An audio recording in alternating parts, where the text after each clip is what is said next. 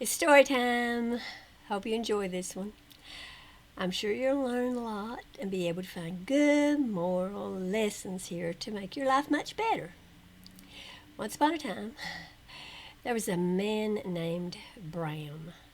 He was born in 1950 and enjoyed traveling a lot, to the point that he was basically a nomad. He was a rich man, though, and well respected, but he was kind of weird. You see, Bram heard voices talking to him, or at least one voice. Bram thought the voice came down out of the sky and belonged to a god named Ali-Yali, who was kind of like the giant in Jack and the Beanstalk. You know, Fee-fi-fo-fum, I smell the blood of an Englishman. Ali-Yali was rich and had golden eggs, or a golden street or something like that. Nobody else could hear what Ali-Yali said, only Bram. It didn't bother Bram that nobody else heard Ali-Yali, and it didn't occur to Bram that since he was the only one hearing the voice, maybe it wasn't real, but was only happening inside his own head. Bram listened carefully and always obeyed the instructions of the voice. In time, Bram decided to take a wife. He saw his sister, Siri, and found her to be super beautiful. Truthfully, she was his half-sister, the daughter of his dad, but not his mom. The god Ali-Yali didn't mind that Bram married his own sister, or if he did, he didn't complain about it to Bram as far as we know. Later, though, or so the story goes, Ali-Yali decided that a man's marrying his sister was not pleasing to him, and everything always had to be pleasing to Ali-Yali. If not, he became irate and went on a murdering spree. Or at least Bram thought Ali-Yali did the murdering, whether it was true or not. So you can understand why Bram always obeyed when he heard the voice in his head. He was, as you will see later, a cowardly man. Siri was so beautiful that Bram had to worry about other men who looked at her. In fact, one man really wanted Siri for himself. The man didn't know Siri was Bram's wife because Bram, being a coward, feared all men would want Siri and would kill him for her and try to take her, and so he therefore told everybody she was his sister. He forced Siri to tell the lie too. And well, it was true, of course, that Siri was Bram's sister, since she was his sister wife, but it wasn't the important truth, and it caused trouble. One very powerful man saw Siri and wanted her. So Bram allowed Siri to be taken by the man without opening his mouth. He cared more about his own life than he did about his wife's and what would happen to her. He didn't trust Ali-Yali to take care of him. Now this other man's taking Siri was something Ali-Yali did not like. But rather than do anything bad to his friend Bram, who had caused the situation, Ali-Yali brought down trouble in the form of plagues on the house of the man who had taken Siri. Again, that was Bram's interpretation anyway. The man who had taken Siri figured out that Siri was Bram's wife, and he was really upset. He said to Bram, "Why in the world have you done this to me? I might have married her and committed adultery. Take your wife and get out of here, you awful person." This powerful man might have punished Bram or even killed him. But unlike Bram, he was a good person and let Bram go with everything that belonged to him. Time passed as Bram and Siri waited for their family to grow, but sadly it never did. But when they were old and Siri couldn't possibly have children, Ali-Yali decided to step in. I know, it doesn't seem possible, but this is how the story goes. It's just a story, remember?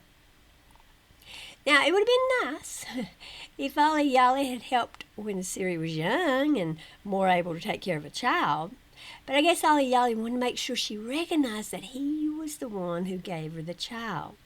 He always loved getting credit for every little thing he did. I mean, if Bram woke up in the morning, he praised Ali-Yali for waking him up. Or at least people who believe this story say that's what everybody should do. So surely Bram was that thankful, since he was so special. Anyway, Ali-Yali told Bram and Siri that they'd have a child, and they laughed and laughed.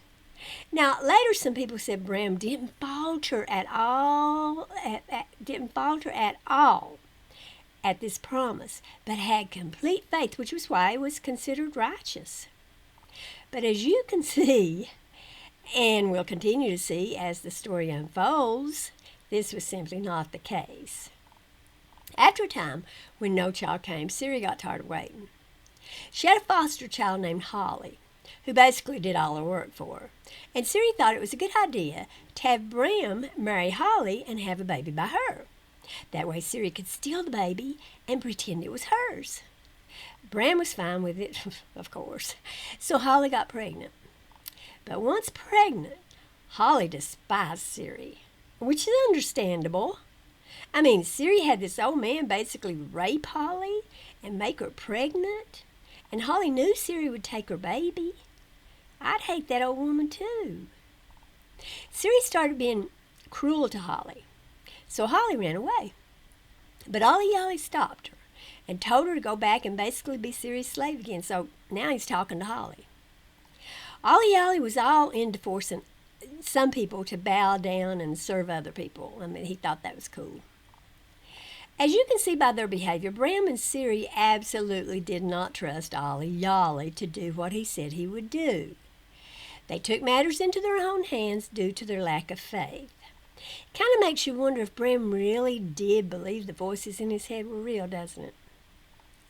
Anyway, about 13 years passed after the birth of Holly's baby, and lo and behold, and as a shock to both Bram and Siri, Siri finally got pregnant. She had a little boy just like Holly had. When the time came to wean the baby, the family had a big party. For some reason, Holly's son mocked the son of Siri. It made Siri so angry that even though she had considered Holly's son her own, supposedly, she said to Bram, "Get rid of that mistress of yours. Throw her out into the desert, and her little boy, too. I don't want him getting anything you have. It should all go to my son." Now, Bram didn't want to do this. He loved Holly's son, and possibly Holly as well. She was his wife, after all, or mistress, or whatever you would call the second wife, although not his sister, as Siri was. And the boy was his own flesh and blood. He had an obligation to both of them. But Ali-Yali didn't care one whit about that. He told Bram to obey Siri. So naturally, Bram did what Ali-Yali, or, the voice in his head, said to do. Ali-Yali was really big on family, but sometimes he just wanted people to get rid of their wives and children for one reason or another. Now, this next event I'm fixing to tell you about is probably going to make you wonder about the sanity of our dear Bram. I mean, nobody in his right mind should listen to a voice when the voice says to do something as heinous as Bram thought Ali-Yali commanded. Bram thought the voice said to murder his own son, the child of Siri. As you can guess, Bram was fine with this. He had already abandoned his firstborn child, so why not kill the second one, right? Besides, obeying the voices was the most important thing in the world. They could tell Bram to do evil, or they could tell him to do good. It didn't matter. As long as the owner of the voice was happy, that was all that mattered at all to Bram. And, of course, to the owner of the voice, Ali-Yali. As it turned out, though, this was just a cruel and evil trick. Ali-Yali simply wanted to see whether Bram would kill his most beloved son or most precious piece of property, the way he had abandoned the boy he loved less. Ali-Yali wasn't omniscient, after all, so he didn't know whether Bram would commit the heinous act for him or not. And he just had to know. And as I said, his own happiness was all that ever mattered to this evil god. That and making sure Bram and anybody else that Ali-Yali should happen to talk to always did exactly as Ali-Yali said. Again, whether it was good or evil didn't matter. Or perhaps Bram finally decided he wasn't going to listen. He wasn't going to do as the voice said, and just made the voice in his head tell him to stop. Who knows? After all, the voice was probably really just his own thoughts anyway, wouldn't you think? I mean, if this were a true story, which it's not. We'll end Bram's story here. I think that's enough to let us know what kind of crazy, evil man this character was. Now, what good lessons can you learn from the life of Bram that you can share with your children and grandchildren? Let's see. First, you should always obey the voices in your head. I mean, they will never steer you wrong. They know much more than you do.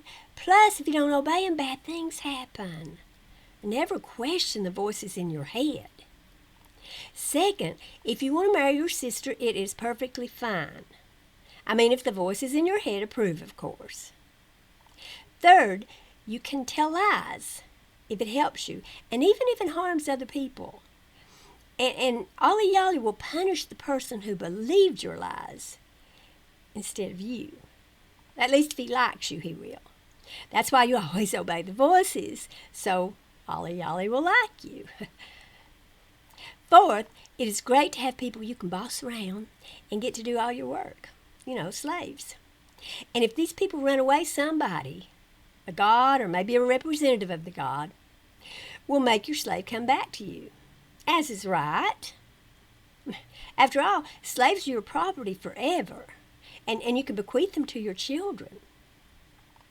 Fifth, you naturally have a right to have sex with your slave and marry her, whether she wants this or not. She really has no say in it. I mean, why should she? She's just your property, like your dog or your cow or, your other wife.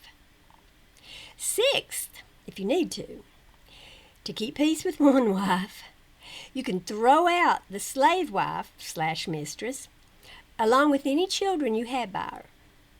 Just abandon the whole lot of them to the desert. It's okay. Seventh, you can do some pretty bad things and still be considered good. I doubt you'd ever be as horrible as Bram. Yet he was Ali-Yali's friend and very blessed. So no need to worry about being good. Just always do what the voice in your head says and you'll do fine. That voice, it has to be the voice of Ali-Yali, and he has the best ideas of anybody ever. And they are always righteous and holy and good, even if you know for a fact that they're not. You can't trust your own thinking. Come on, you know that. You're wicked through and through. There is nothing at all good in you. So, what do you think about this? I've said I don't believe the story. But do you think a god named Ali-Yali really talked to Bram?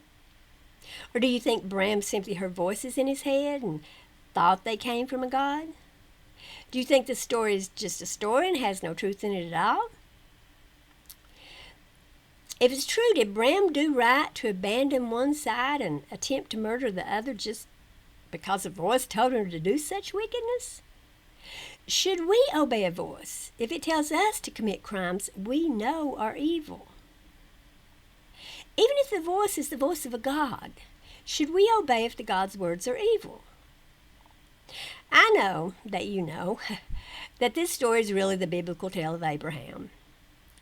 But it sounds a lot different when the setting is today and the characters have different names, doesn't it? You can easily see how crazy Bram is, even as you praise and honor your crazy father Abraham, who, in his own story, did the same things Bram did in this story. But what can I say? Brainwashing is a powerful tool. People can be deluded into thinking murder is good, child abandonment is good, slavery is good, and all other kinds of evil are good if believing causes them to think it helps them in some way. If it means you get a golden egg, well, dash that baby's head against the stones, am I right? Listen, I'm not for burning books, but I'm telling you, if I thought we could destroy every word ever written about the system that created the God of Abraham, I'd be the first to strike a match. I mean, wouldn't you? Your Christian father or mother would murder you if they thought Abraham's God said to do it. Murder you and call it good. And expect others to honor and praise them for doing it. You know that because they praise Father Abraham for being willing to do it, and they want to be just like him. And worse than that, they try to recruit you to be willing to murder your own children, should their God command it. They want to make you twofold more the child of hell than they are. My advice to you is, come out from among them and be ye separate, and touch not the unclean thing. Oh, the odious Abrahamic religions. What a scourge on the earth they are. Thank you all. Bye.